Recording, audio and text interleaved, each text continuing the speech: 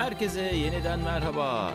F1 23 oyununa start veriyoruz.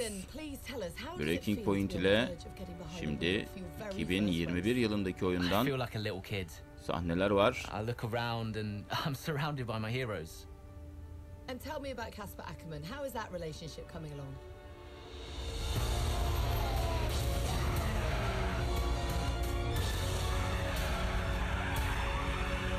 It wasn't my fault. Well, whose fault was it then? He tried to stop them from signing you. Didn't want to play babysitter. We all feel sorry for you, mate. You never stood a chance with him. I had a call this morning from Christian Horner. You're being watched. You know what his problem is, don't you? Thinks you're getting too old. You want respect, you give respect. That's how it works. How about you give me a little respect? How about you earn it first? I'm done. You what? I'm retiring. Why didn't it work out between you two? He's on more money than me. What? He didn't want me on the team. Didn't I? And you thought I was past my best? So none of this is true? There's always gossip in the paddock. And ever since he's arrived, there's been one man at the center of it all. I want us to push for fourth. I want us to beat Butler. And I want that seat to go to you. So Alfa Romeo potentially on track to really upset Alfa Tauri here. Butler's closing in on Ackerman. Down the inside he goes, and they've hit each other. Butler into the barrier, and that Bir looks to oyununda be da the bayağı end bir of the race for aksiyon him. olmuş. The Dutchman looks to be continuing at. It's great to see him still in this fight, Crofty. Got the third, Aiden. What about Casper? We let Aiden pass. Let Aiden pass.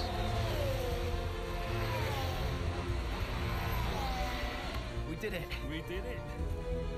Have you seen the crash yet? Butler's okay? Bruised ego, perhaps.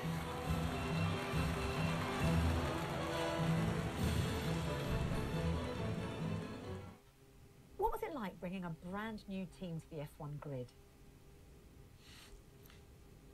You know, the first time you see a car, your car, with your branding, your name on it, in an official Motorsport'un race, sahibi ve takım patronu şu alongside anda. Ferrari, McLaren, Günümüze Mercedes, döndük. that's what it's all about. You make it sound like a dream come true. If only. When did you first get a sense of what was in store for Connor Sport? 2022 season, straight out of the box. The drivers were always going to clash. That was a calculated risk. But the car had problems. We're midway through the Miami Grand Prix. It's been a cracking race so far, and it's all up for grabs. Absolutely, Crofty. Some fantastic driving here today. Especially, I have to say, from Aiden Jackson. I don't think I've ever seen İlk bölüm Miami'de olacak. put through his paces quite like this. This is a team, Connor Sport, that have got a lot to prove this season, but Jackson might just be the man to do it.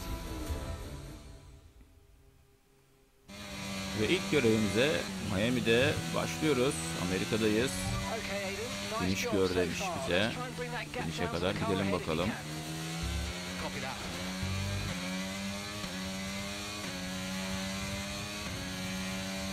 O da var önümüzde şimdi. DRS aldık. 6. turdayız. 14 turluk bir yarış yapmışlar. Bakalım yükselebilecek miyiz? Ne kadar yükseleceğiz? Herhangi bir geçiş hedefi yok. Sadece yarışı bitirmemizi istiyor.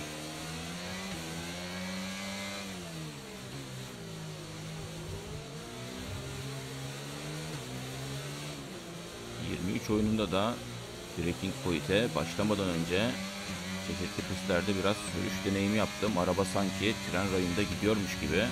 Oldukça güzel bir yere tutunma var. Düşük downforce'ta bile tutunma var. Şimdi tutunmada bir atak yaptık ve rahat bir şekilde geride bıraktık. Eğer bozmazlarsa oyunun şu anki halini tarihteki en iyi F1 oyunu olacaktır. Mor sektör yapıyoruz. Şimdi Alonso var önümüzde. DRS aldık ve rahat bir geçişte Alonso'ya karşı yapıyoruz.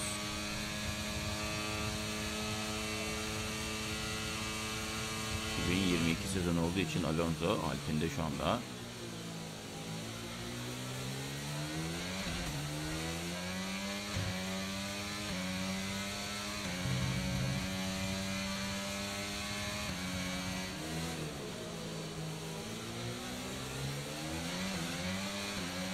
Bottas'a yaklaşıyoruz.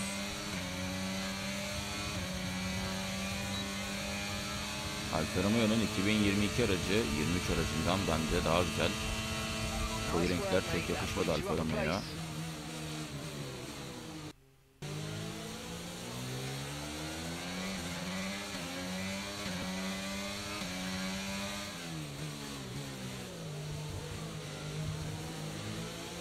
Norris'i de geçtik şimdi. Ocon ve Hamilton var. Hamilton'a yetişebilecek miyiz bakalım.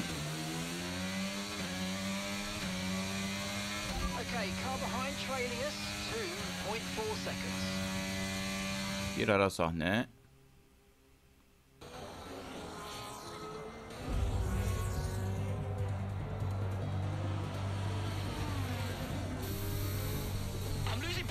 Ve güç ünitesinde bir sıkıntı var.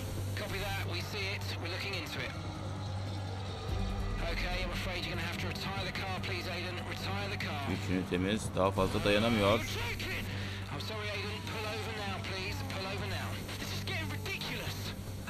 Agonizing for Jackson. Just a few laps left to go, and he's out of the Miami Grand Prix. With every race, the car looks like a Aracı constant kenara problem park for ediyoruz. Consport. It must be devastating for the İlk bölüm drivers. hüsranla başlıyor. As the car comes to a halt, the Connorsport's Aiden Breaking Jackson point'te. won't be seeing the checkered flag today, but it looks like his teammate will. Jackson's DNF puts Devon Butler in a position where he might just be able to secure some points for Connorsport. Aiden's out. Yep, engine problem, I'm afraid. Good job you got me. All right, Devon, don't push it too hard. We cannot risk losing both cars here. It's in the bag, mate. All okay, Aiden? Yeah. Takım arkadaşımız da üzüleceğine sevindi. He's going to bring home some points for the team. Good for him.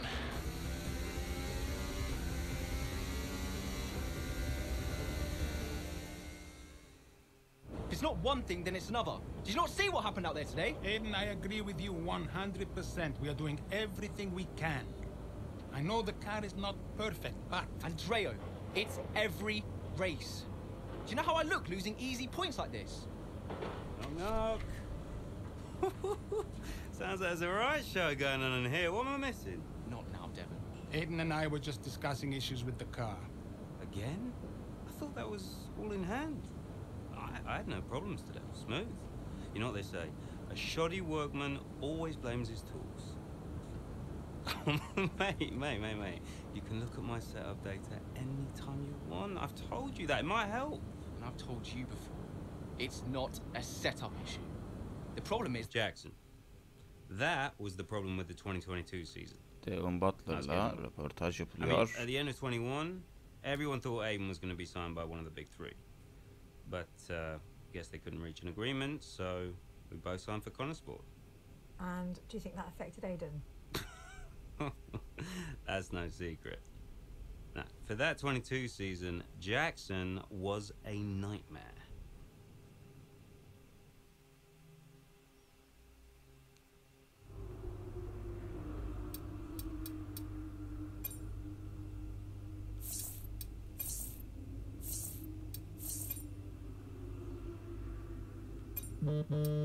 Mesajlara, maillere ve haberlere bakıyoruz. Sosyal medyamız da var.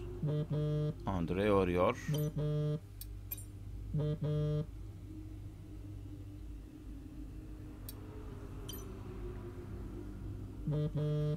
Tekrardan arıyor. Cevap vermedim.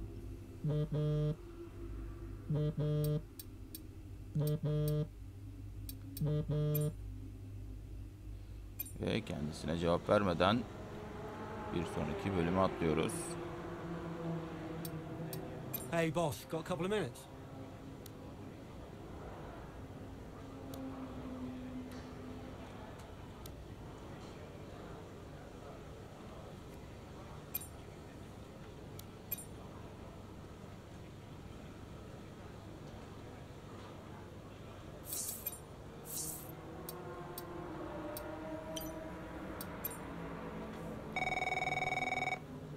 Ve şimdi Kanada'dayız. Ara sahne var. Into turn two we go now. Butler comes out of the pit lane.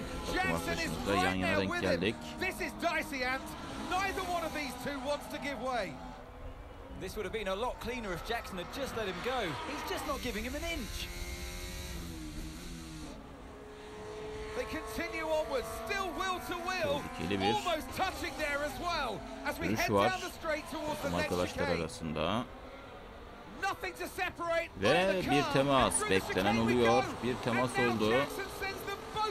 Rakiplerimiz şu anda bizi geçtiler. Bakalım şimdi senaryo nasıl olacak?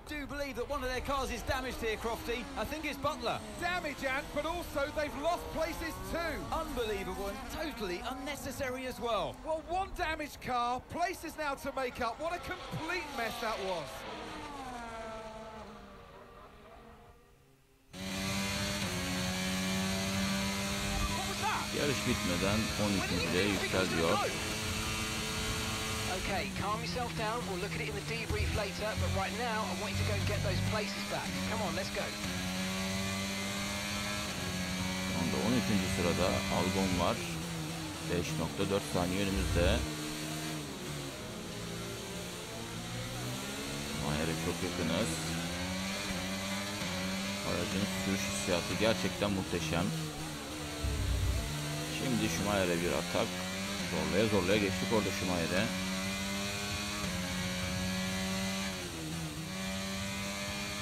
Latifi var. Latifi'yi de uzun bir aradan sonra görmek değişik oldu. Daha DRS açmadan kendisine yetiştik, geçiyoruz.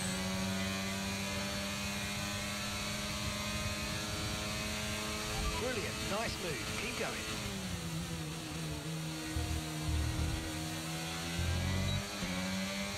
Bunlar duvarında geçtik. İlk turu tamamladık. Morsekler attık.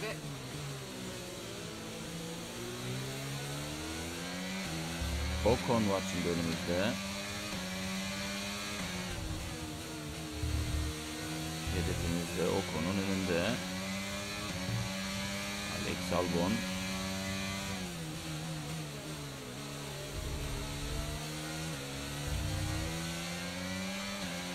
Okay, that's us with 5 laps of fuel remaining. 5 laps of fuel left.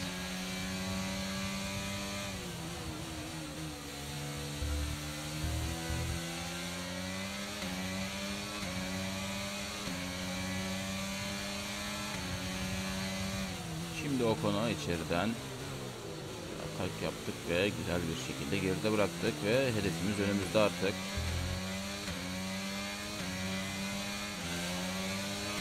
Leclerc yarış dışı kalıyor. Şimdi Albon'a içeriden güzel bir atak. Mayer'i geçtiğimiz yerde Albon'u da geçtik. Bonus hedef olarak ilk onda bitirmeyi söyledi, gösterdi hedef olarak. Şimdi Norris'e yine içeriden güzel bir atak yapıyoruz ve 11. sırayı aldık. Önümüzde Joe var.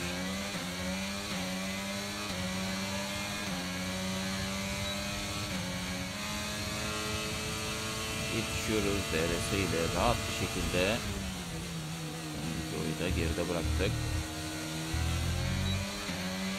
Bonus hedefine de ulaştık şu anda ama Stroll'ü de geçebilecek kadar yakınız.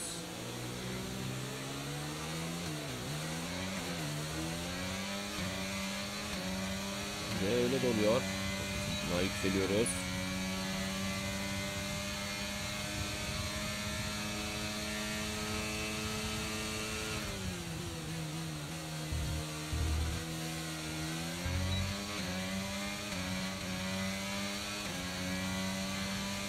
Ve Sainz yarışı kazanıyor. Biz de verilen hedefleri yerine getirdik.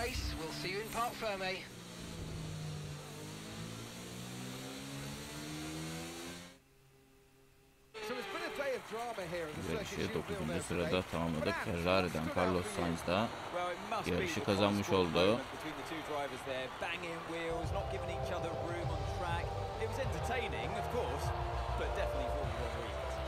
Yeah, we enjoyed it certainly. And Aiden Jackson, well, he'd have enjoyed the result. He did well to recover. he did do well to recover, but, you know, you never want to see two cars, if you're the team boss, seeing two cars hit each other. It's rule number one, don't hit your teammate. Given all the problems they've had this season, though, getting one car over the finish line, that's probably a big result for them today. Ferrari are at it again. An excellent performance at today's Grand Prix, and they're certainly a team that know what they're doing out there.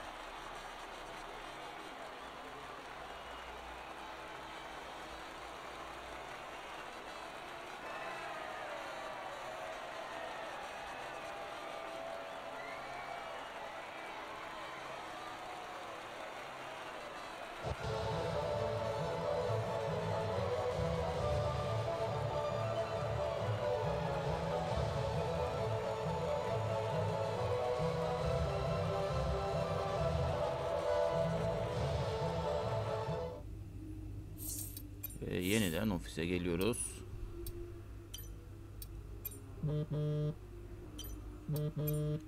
Andre arıyor. Bu sefer cevap verdik kendisine. Okay, thanks for letting me know.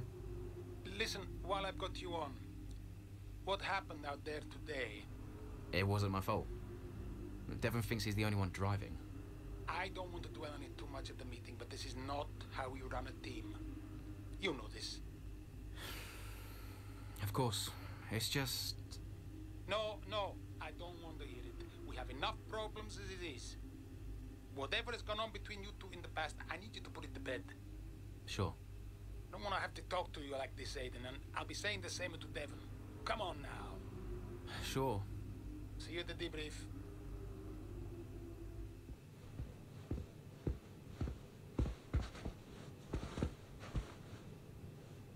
Hey there, can you raise that lamp about 6 inches, right? Excellent. A butler should always look sharp.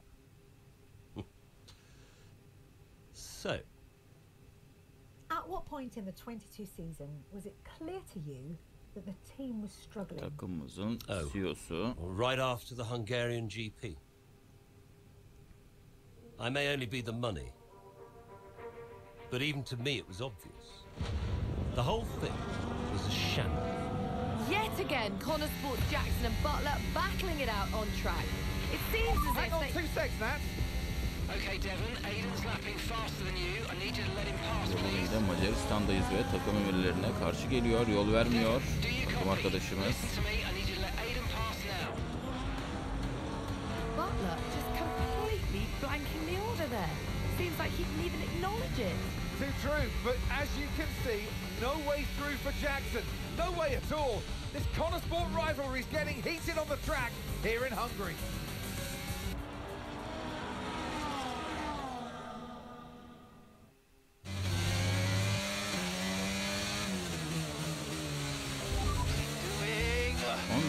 Sıra kadar Butler'ı geç diyor.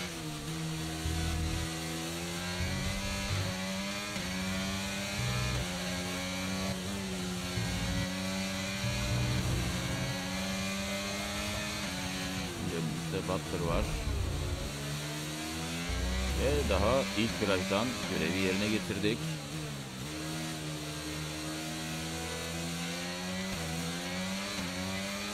11. turdayız. Daha başlar başlamaz görevimizi yerine getirdik. Şimdi bonus hedef koydu. İlk 10 diyor hedef.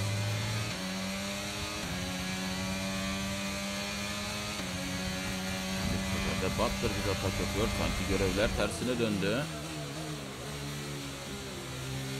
Yine yerimizi korumayı başardık. Aracın sürüş hissiyatı gerçekten çok muhteşem.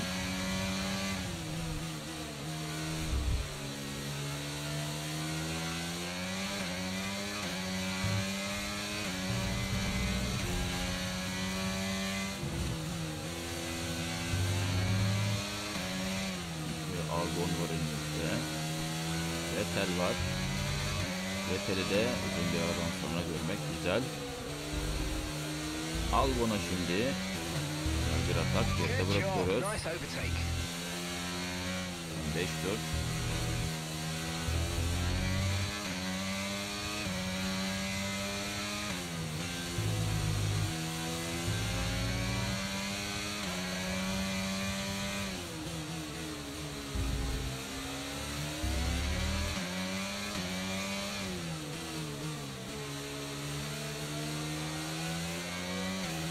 Finale çok yakınız.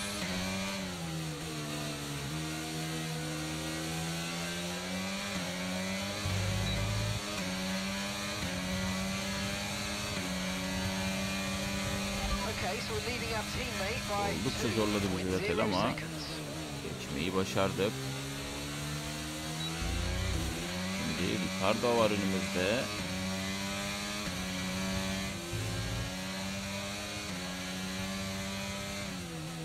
İçeriden bir bakış atıyoruz artık. Hata dönüştü bakışımız. Bölümün de üstünden geçtik Ricardo'yu. İki sıra Alpinler var önümüzde. Alonso ve Ocon.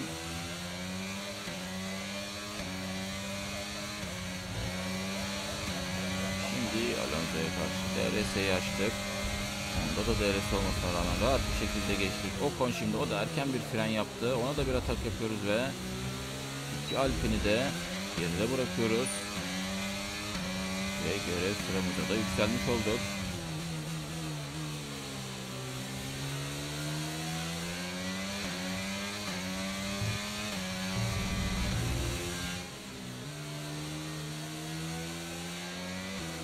İnsan var şimdi önümüzde.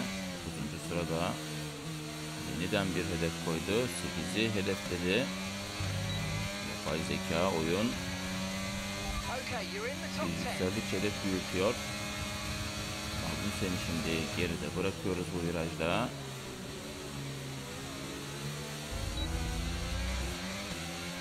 Bottas ve Norris var önümüzde.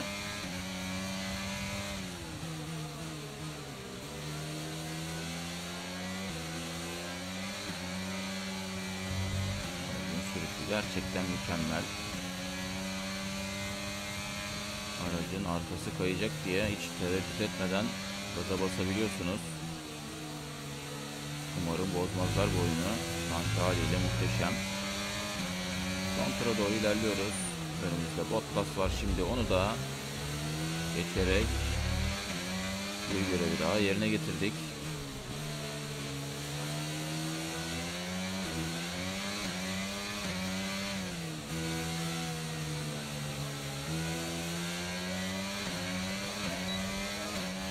Norris var önümüzde. Bakalım 7'ye de yükselebilecek miyiz derken içeriden bir atak yaptık ve Norris'i de geride bıraktık. Direniyor. Küçük de bir temas. DRS bizde olduğu için rahatlıkla önde kaldık. 7. sıraya kadar attık kendimize. Son turdayız.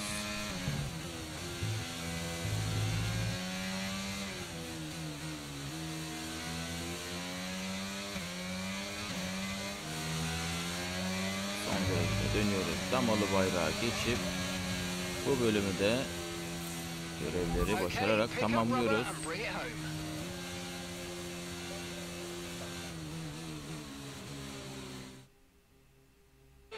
Who else out there deserves a mention today? Well, I feel like there are a couple, but let's start with Aiden Jackson. Couldn't agree more. Jackson had a brilliant race, didn't he? Yeah, we know Connor Sport has struggled all season. Jackson's done really well today, and that's in spite of the problems with his own teammate. Even before they became teammates, these two had their fair share of run-ins. It's a fascinating rivalry. You can't take your eyes off it for one moment. But nonetheless, some much-needed points today for Connor Sport. Here come today's winners. The team at Red Bull have done a phenomenal job recently, and it's clear to see that they've put in the work, and they should be so proud of the victory they've secured here.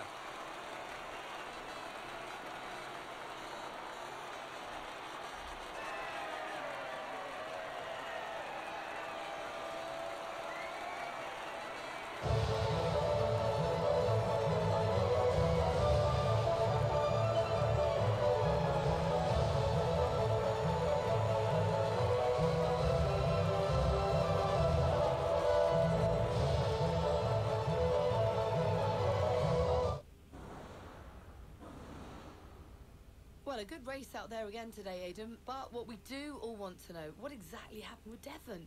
It sounded like he completely ignored a direct team order. Yeah, what do you expect? It's Devon. He was out of order out there. He really needs to rein it in. He's not the only one driving. I'm sure the team will have a lot to say about it.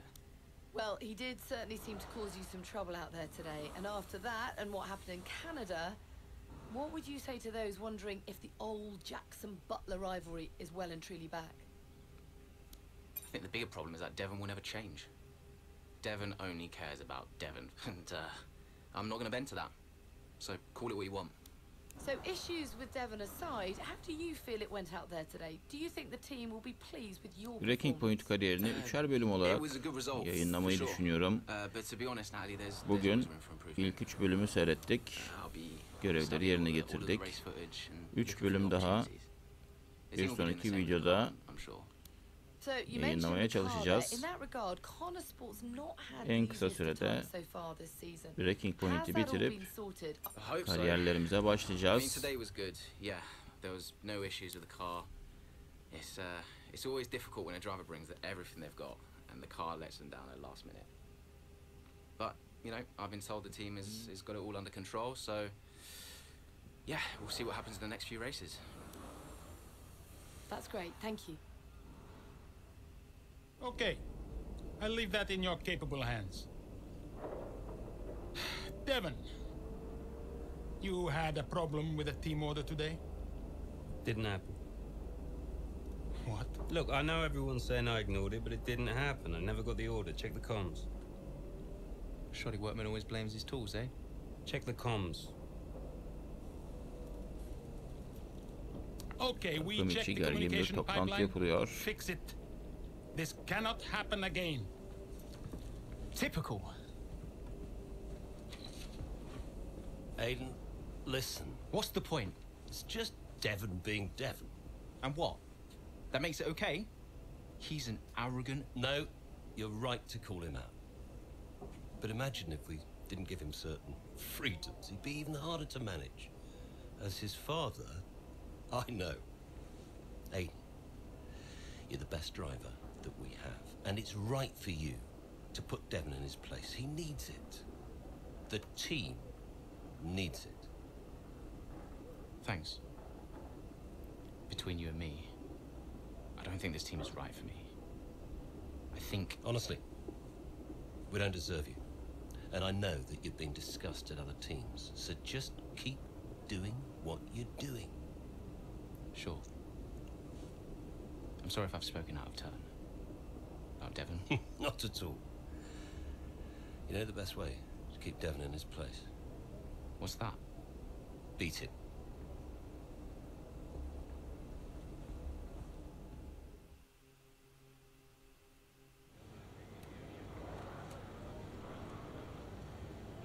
Could you take a look at this, please? Ve ofise geri dönüyoruz.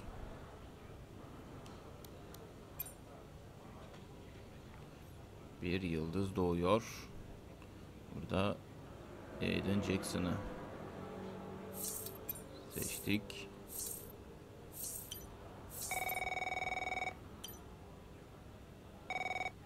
Davidov. İlk 3 bölümü böylelikle tamamlamış oluyoruz. Önümüzdeki 3 bölüm olarak yeniden yetiştirmeye çalışacağım en kısa zamanda. Şimdilik hoşça kalın diyorum. Bir sonraki bölümde görüşmek üzere. We both know it wasn't the comms, right? Andrea, listen. Devon may push his luck from time to time, but I won't have his integrity questioned. If he says it was the comms, then you know what to do. Yes? Right. Sure. I'll have them checked again. See that you do.